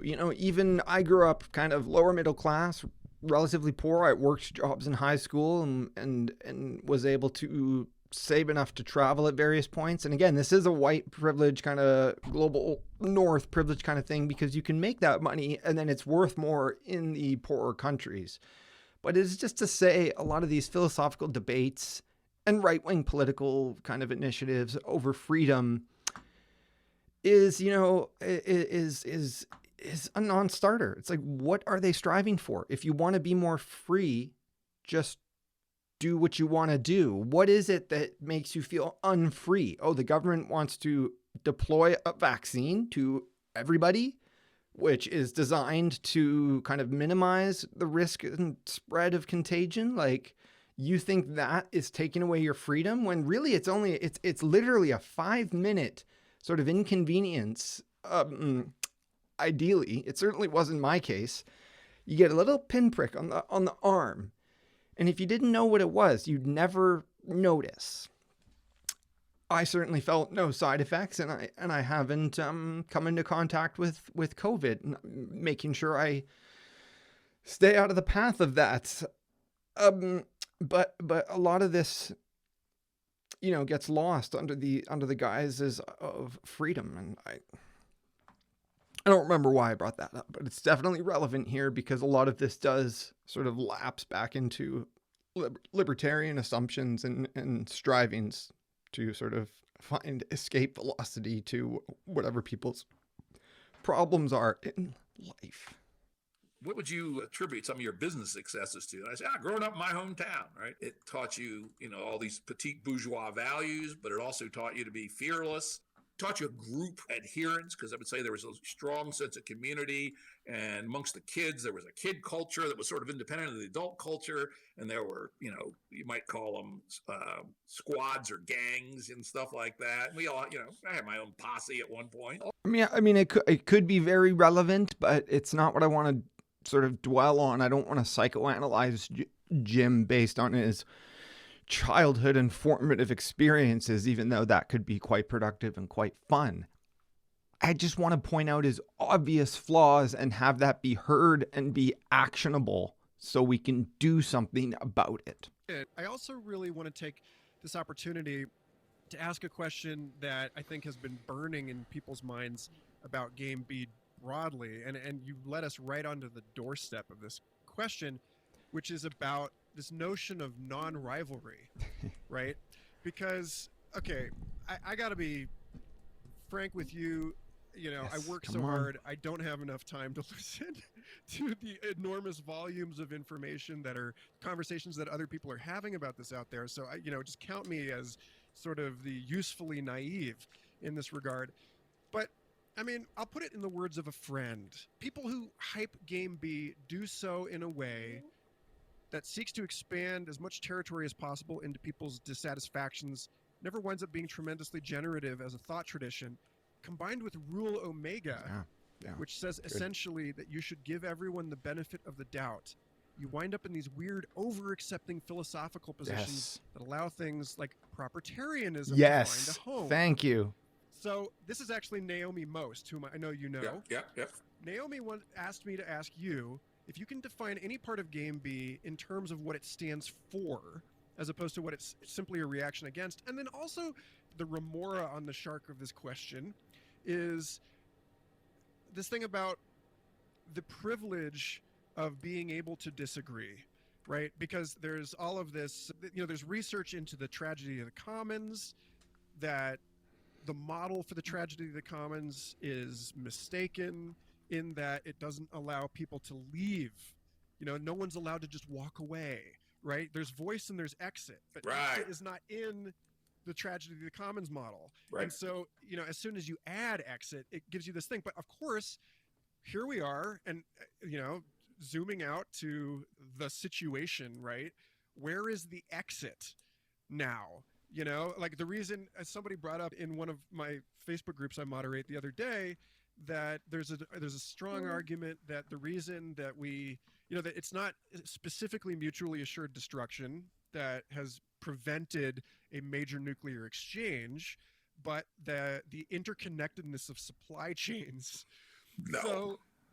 So, like, how do we reconcile all of these things? And what are we even talking about when we're talking about non-rivalry? And do you think that there is, as someone who seems to espouse non-rivalry, but at the same time jousts for sport and has for your entire life, where do you stand on these things, really? And how do you, can you give us any clarity about this stuff? Great question. And before we hear Jim's answer, I just want to reflect on that and give Michael credit. He's doing the bare minimum, and he's doing a good job. He's being direct and specific. Unfortunately, there might have been too much there of a question for Jim to bite off. So Jim will easily be able to probably sidestep the propertarian thing. But Michael's trying to give voice to that spirit of critique. And it's coming, just over an hour into this podcast for the first time. I mean, it not to say he's wrong, but it could have been approached differently or raised at the outset. But again, maybe I'm wrong, and this is all the bandwidth possible to allocate to such a thing. But rest assured, here's what I'm gonna sort of speculate, that Jim's gonna give an answer that does not satisfy us. Okay, here we go. Actually, first, I'm going to say you will never find me espousing non-rivalry. Okay, good. Not in blank terms like that. I don't believe you'll find it anywhere in anything I've said or written. I don't believe so. I have a much more subtle take on all that. But let's go back to some of the earlier questions, and we'll get to where I want to get to on this, which is, yes, Game B is sort of famously a bag of stuff, right? There is no doctrine. There is no legal entity. There is no journal. Anyone who wants to call something Game B can, and they do. But there are some things that, at least from my perspective, Game B stands for. And the first one, and this is, to the history. Well, we've been a little history here. The origin story of Game B actually goes back to a 4-hour conversation between myself and a fellow named Jordan Hall. He was a young guy. He had lots of business success, retired young, and he and I were both trusted. Retired young. Jesus fucking Christ. Jordan Hall is a business person, first and foremost. And so, again, this is why it's so absurd when Schmachtenberger and Hall assumed the mantle of social theory and to some extent social activism, even though they're doing it in a quite reactionary way. And so, yeah, as I've said, the Game B origin story does relate back not just to those two, Jim and Jordan, but Schmachtenberger and the Weinstein brothers. And again, deeply problematic thinkers, all of them. And so to say it's just a mixed bag is still overselling the concept here. Trustees of a well-known academic think tank. I guess they wouldn't want to call themselves that, but whatever they are. And after one of the board meetings, I don't know, he wanted to chat with me about something or other, and so we went to a place well known in this other place and had a 4-hour conversation. And the gist of it was we basically just told each other our life stories for about half of it, just like we did here. And I basically said, when I started in business, companies would not do things they thought were wrong. And I gave some examples, right? And this was actually 1975. And I think I may even gave him the example of the fuck essay and Graham Keeping saying, he thought it was wrong. So we didn't do it, even though it was popular, making us lots of money. And Jordan said in 1994, when he entered the business world, the neoliberalist model was fully in ascent, which is if it is profitable and arguably legal, you must do it. And I said, well, yep, I would say I was seeing that certainly by then. And then we both agreed, catching up to 2007 or 8 or whenever this conversation had, that the new ethos of late status quo was if the penalty for getting caught is less than the benefit from doing it, then you are morally obligated to do it. And we think since then, how many times have Google and Facebook and Microsoft and Apple been caught and fined billions of dollars for doing things, right? Google and Facebook constantly, these guys are like career criminals. But obviously, they're doing the calculation that the cost of being caught is less than the benefits of doing it. These are very, very smart people. So they're running on an utterly sociopathic operating system. And we both just had this epiphany that said the base of a decent society is honesty and good faith. Yeah, I need to pause it there because, again, their intentions seem to be sort of relatively good and pure. Their analysis sometimes is not even that far off. Like, I can agree with what he was saying about Google and Facebook to a large extent. But again, for Jordan Hall, the fucking, being pro Jordan Peterson and pro proprietarians and just really ignorant of how the black struggle is going, for example, minorities in general, and the way he speaks about those things is to layer it with gobbledygook. It's ironic that they lead with this when I think it can be pointed out to their faces that that's not the case. And look, Jordan Hall is such a smug, fucking fragile asshole, and I mean him no harm. But when the Decoding the Gurus podcast came out about him to our podcast, I sent him a Twitter DM that only said, "Are you going to listen to this?"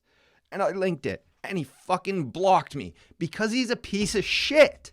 We don't need to keep redeeming these people and pretending that they're good just because they show up at the fucking Stoa as a sense maker in residence and go, "Oh, I think, yes, I've been processing my cognitive linguistic OODA loops retroactively and reflexively and retrospectively, and the conclusions that I've come to, therefore, vis-a-vis ergo." It's like, shut the fuck up, the computer who wore tennis shoes. If anyone really understands you, we should shun you and not give a shit what you're saying. Fucking Hall of Mirrors bullshit. And for a society where honesty and good faith is not a sucker strategy. And that's literally what we said to each other. That's really interesting because, again, they did become suckers for the proprietarians and other reactionary influences. So is Jim going to touch on that? Is he going to go there? I doubt it. I think we actually used those words, or if not in an email back and forth within a day or two, that in our current society, being absolutely committed to honesty and good faith is a sucker's strategy, right? And I said, that is fucked up. Why would a society want to be that way? It wasn't that way that long ago, but it is that way now and in spades. And so whatever it is that we're going to hope to aspire to, and we weren't really even aspiring to anything at that point. We're just complaining, right? That this is pathologically wrong. And so that's number one. That's the base upon which Game B is built. And in all of our online venues, we have. And again, look, I could not be more clear at the outset of my article. If that's the premise and it's honest, that's fine. But it's not honest. Stop gaslighting me and trying to pressure and manipulate me into agreeing with this fucking bullshit premise as it's applied. They are not honest about what happened over the period of 6 months with respect to racism and blocking various people and concepts and social theories and really suppressing the political conversation, while at the same time making it about these novel speculative figureheads like Andrew Yang. Shut the fuck up. You're wrong. You're wrong. And it seeds and spreads this kind of stress and intimidation and misinformation. Jordan Hall has his own kind of fan club called Rally Point Alpha, where all they do is fucking circle jerk around his concepts.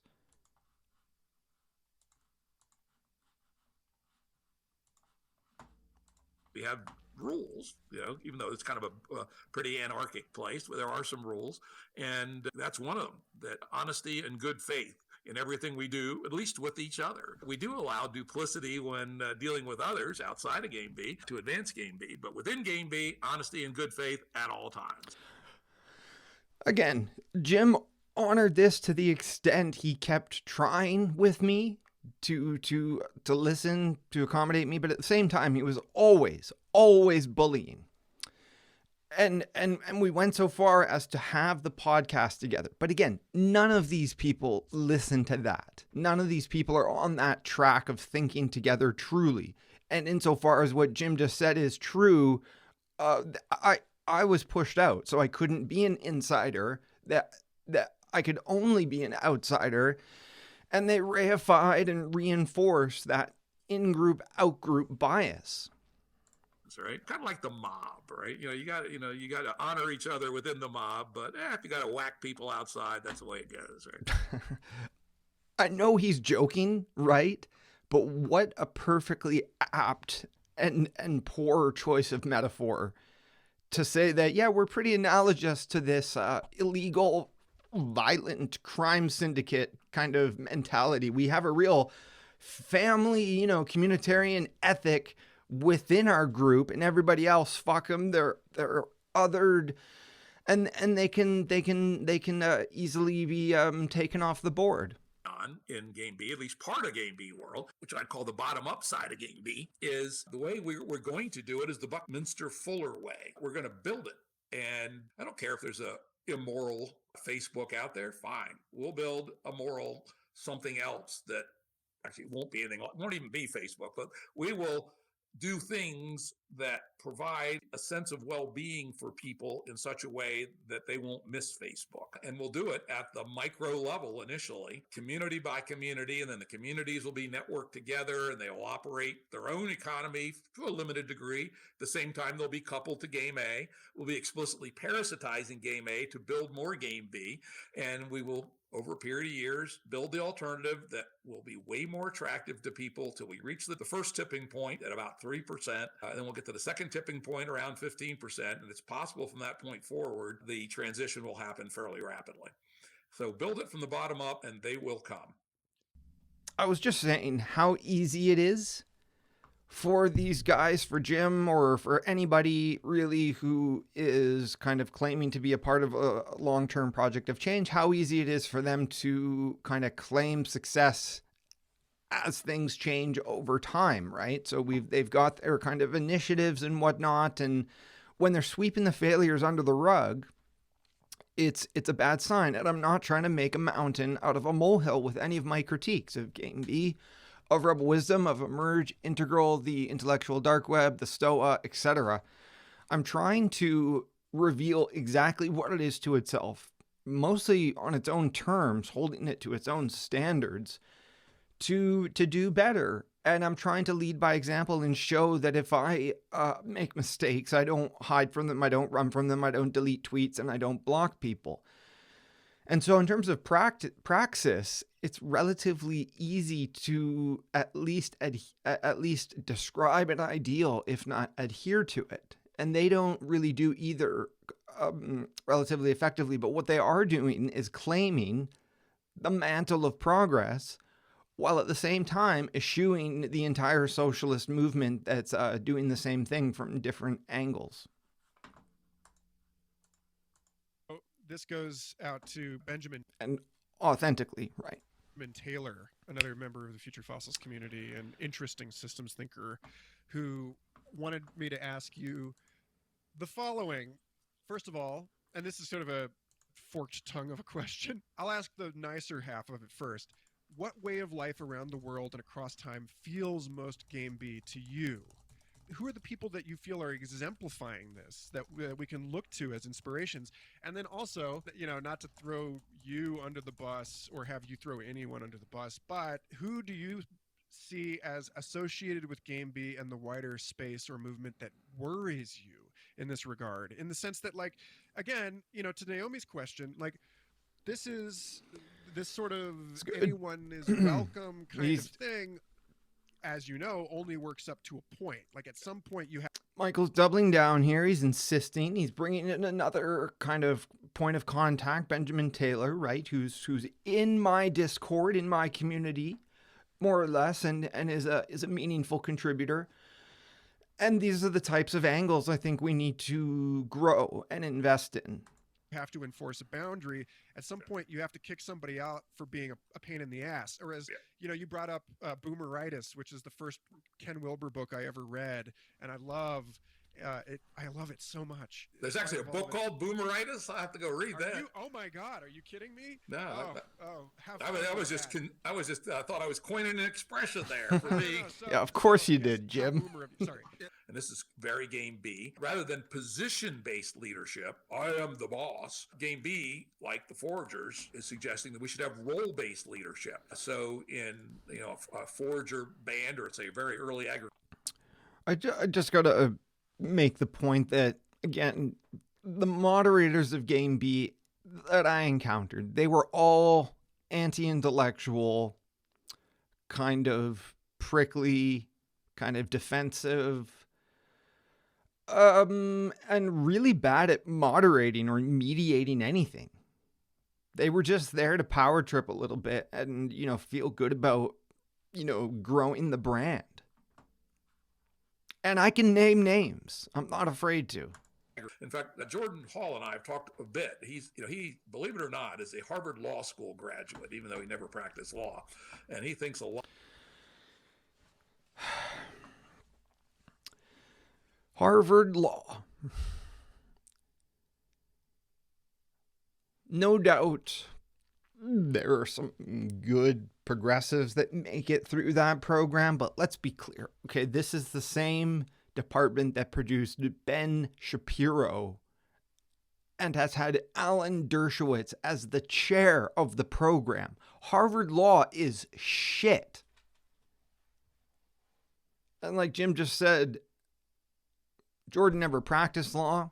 Not that that even really matters, because what does it mean to practice law? It means you go get a job for some firm, probably doing something capitalist, right? There's very small windows of opportunity for kind of, public defenders and stuff like that, people who advocate for the poor. People like Hall and Shapiro on the same spectrum don't give a shit about that, don't even understand that problem, and never will. So we can't just kind of fetishize and lionize somebody getting an Ivy League degree. I have two. I don't have a JD or a PhD, but I have a bachelor's and I have a master's of science from the London School of Economics and in political sociology.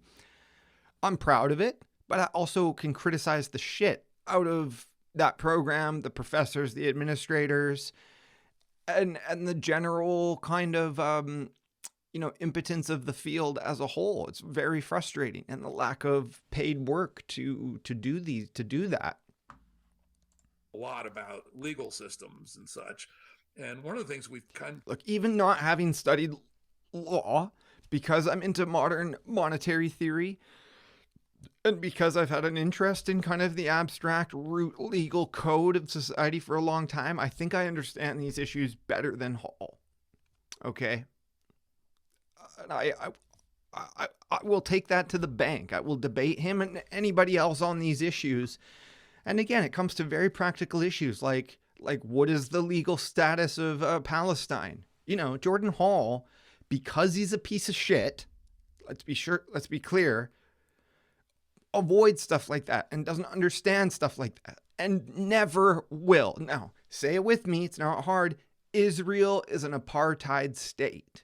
Israel is an apartheid state. The occupation is illegal under international law. All of it is wrong and illegal and immoral, according to Human Rights Watch, the International Criminal Court, and just general, you know, academic consensus, broadly speaking. But it is always under the thumb of things like the Israel lobby, which invests in the abstract obfuscation of these issues. People aren't going to cancel you, just like you don't cancel your uncle at Thanksgiving because he has politically incorrect views on pronouns or some damn. I was canceled repeatedly by these groups that will wax about cancel culture. And again, we need to stress here that the term cancel culture comes exclusively from the right. And it's something that they almost exclusively practice, where it's historically been leftist professors that have been quote unquote canceled and fired from their jobs and socially ostracized and shunned. That is the pattern, because of course there are people who get alienated and banned from various spaces for being racist or sexist or whatever it may be, but that's different and they deserve some sort of consequences. It's a consequence culture.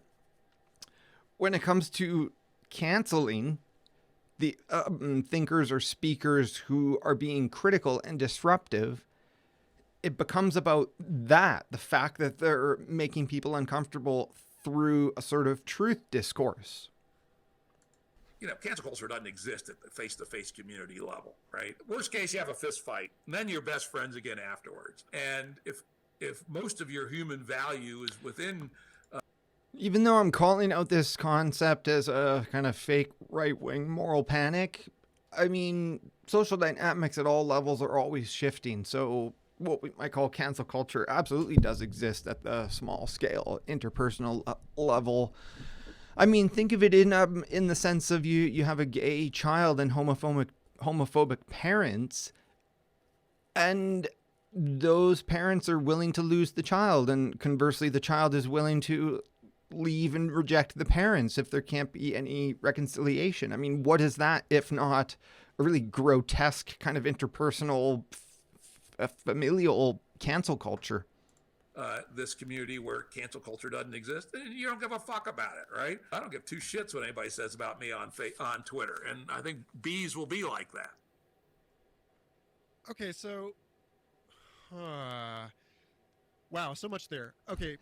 These are just crayon cartoons, so don't take them too seriously. But a general solution that we find interesting in Game B space, it actually came from our pre-Game B work with the Emancipation Party, is the idea of colors of money. The first one we came up with was political money. Instead of letting corporations and rich people dominate the battlefield of politics, if you're going to have politics. And I think as we learn more about Game B, we don't necessarily even have to have politics of the sort that we have. But let's say in the interim period you still have it. Every citizen might get $100 a year of political money that can only be spent for political campaigns or lobbying. And by the way, that's the only money that can be spent for political campaigns and lobbying. So we still have some of the benefits of money, that it's partial, that it's not time synchronized like elections, but we get rid of the bad parts of money, which are people with lots of money have more influence than people with little bits of money. So you get the good stuff from money in politics and get rid of the bad. The same could be done in science. You know, let's suppose we have... I don't know how much stomach I have for the rest of this, since I feel like, especially in the middle section there, we covered a lot of good ground, and I think, you know, insofar as I'm taking Michael Garfield to task, the main stuff has been gotten out of the way. And also, just to interrupt Jim here, you know, his talk about money and their attitudes towards money and trying to make more equitable monetary system. Again, I don't think they understand economics. And these are the last people who, you know, created a scarcity type situation. And in their discourses, and who actively invest in bad projects still. As I can prove, I don't think that they should be lecturing on money and how to make more equitable economic systems. Period. Full stop. I mean, how much more needs to be said about this? How much more do I need to beat this dead horse? Okay, just to round off and conclude here, Michael Garfield said on Facebook he'd be happy to have me take him to task. In the broader context of a lot of these things, not just Jim Rutt, I thought this was a good opportunity to work through doing that, but I also just want to put this episode and the Jim Rutt stuff aside to conclude with some broader points, which are, first and foremost, again, Michael does a ton of awesome, necessary work here. But around the same time, he did state, he sees himself and aspires to be a kind of positive Joe Rogan of the space. And with the most generous reading of that, I know what he means. I myself used to listen to Joe Rogan a lot, and I think can credit a fair bit, at least a certain type of my intellectual development to Joe Rogan's positive leftist content and interviews and scientific type stuff, particularly as it revolves around psychedelics and things like that. That said, Joe Rogan is always in hot water, and he's currently extra in hot water for his casual use of the N-word over the years and for promoting misinformation and pseudoscience and a lot of right-wing perspectives on his show. And what's more is Joe Rogan is a multi-millionaire many times over. He's super rich, he's super privileged, and that does change you over time if you don't have a sort of strict compass, political compass, and moral compass, and value system, especially vis-a-vis capitalism, right? Like, it would be a lot better if he was a rich person who was explicitly pro-socialist all the time, but he's not.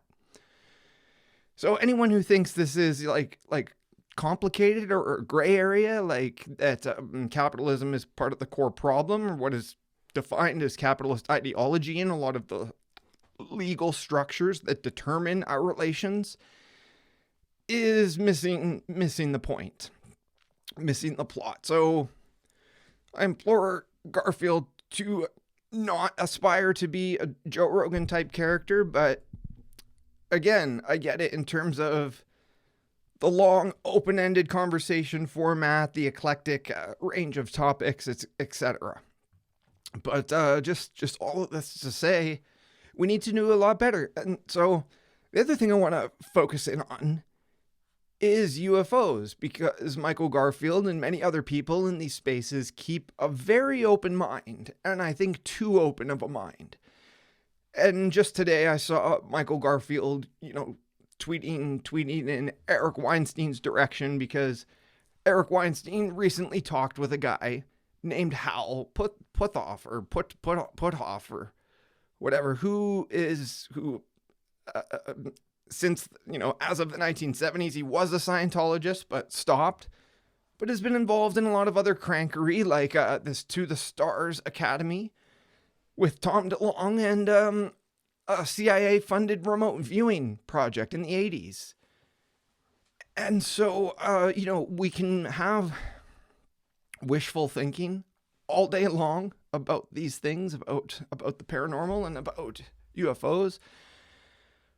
But I think it's counterproductive once you cross a certain threshold. Which is to say, I've thought about these things, I think, just as deeply as Michael has.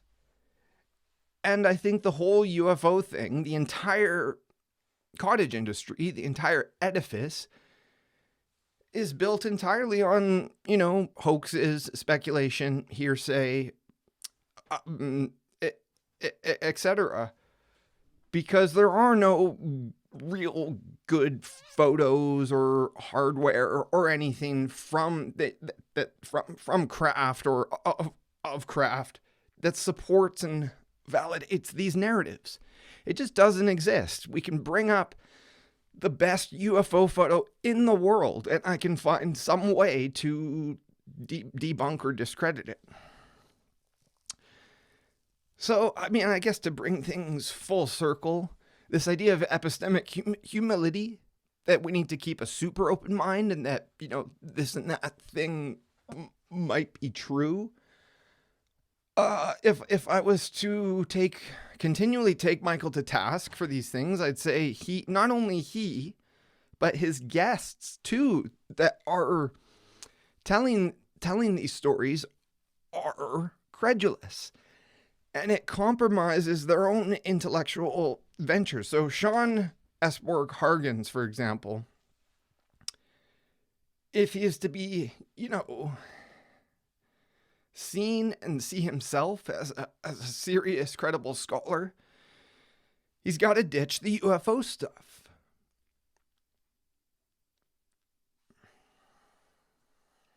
I'm hot. I gotta fucking strip down again.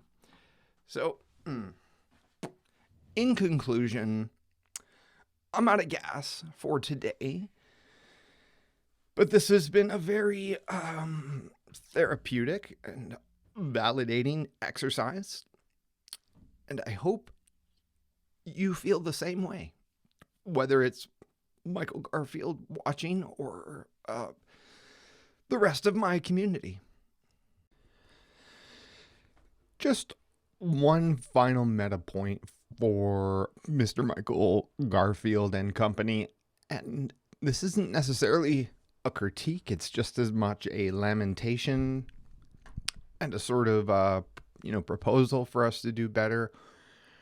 And that's that I understand from, being in Michael Garfield's Discord occasionally, but also just from it being relayed from Naomi and Benjamin, that a lot of foresight and discussion went into, how do we approach this with Jim? Like, how do we phrase the questions? And how do we, sequence the whole thing and whatnot? And that's all good. But here's the thing. I think we can agree on some level that it's still not enough. It's still not good enough. And, not to say my approach or my advice is perfect, but, had I been part of that planning, I would have, encouraged to be more aggressive, of course, and that's not helpful in itself. But my point is just how much we end up this being a kind of solo struggle. Because I think the problems about Jim Rutt and Game B more broadly, and all of the liminal web more broadly, I think need to be really consciously foregrounded and tag teamed. And I want to give an example. Another example that is not this one. But in this case, first of all, let's just, So the example is Jonathan Rowson interviewing Jordan Peterson. That happened in January of, was it 2018? Let's say. And the way that interview went, and the online reception that Jonathan Rowson got, traumatized him. And he was so, transparent about this. He took 4 to 6 months to write a kind of diagnosis of the Peterson issue and kind of his reflections on how it felt. And he called it Petersonitis, which is a sort of affliction that arises when you feel the social pressure to, kind of take a position on Peterson one way or the other. And I mean, for me, that's easy. That's no problem. The guy is extremely dangerous and fraudulent as a kind of public intellectual, frankly.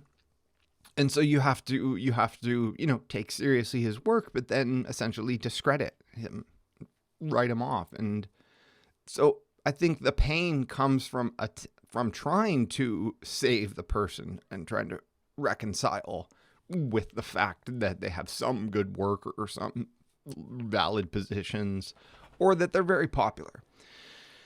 And what happened in Rowson's case is, he felt kind of targeted and embarrassed by Peterson fans, in fact,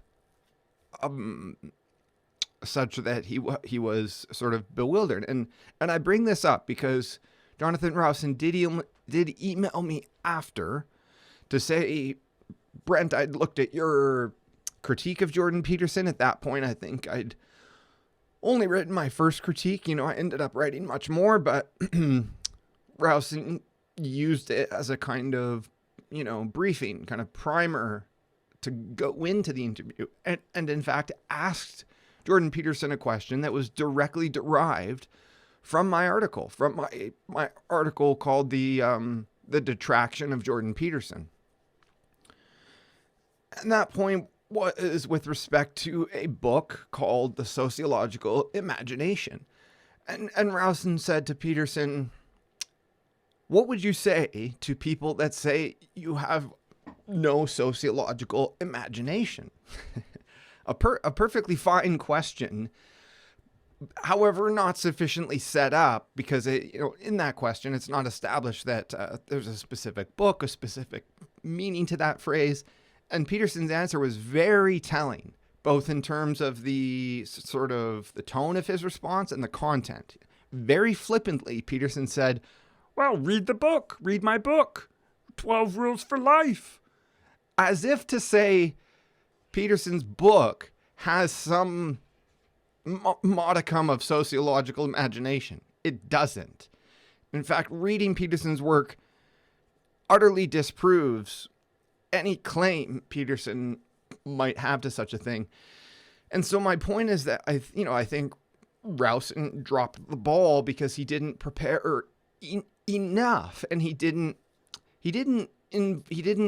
invite me prior to sort of give my thoughts directly and consult him, because if he did, I would have warned him, just like I would have warned Michael Garfield, that whatever you do, whatever plan you think you have, when you ask the pointed question, Peterson, or Jim Rutt in this case, is going to dodge.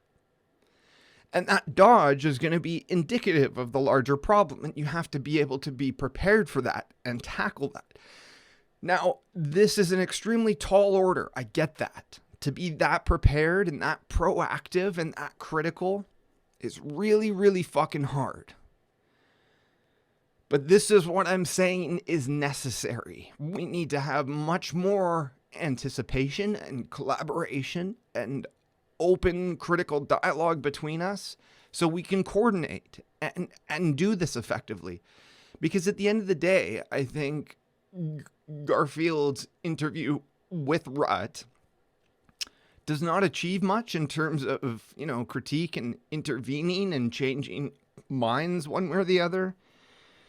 It just sort of,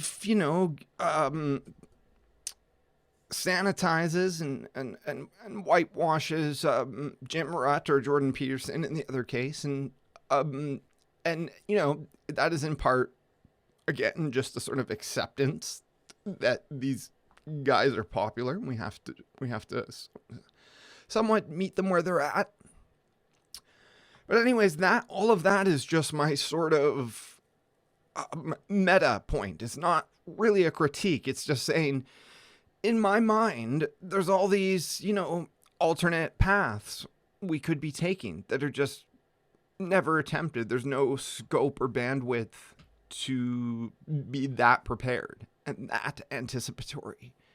And so I think we keep reproducing the same kind of disappointing results.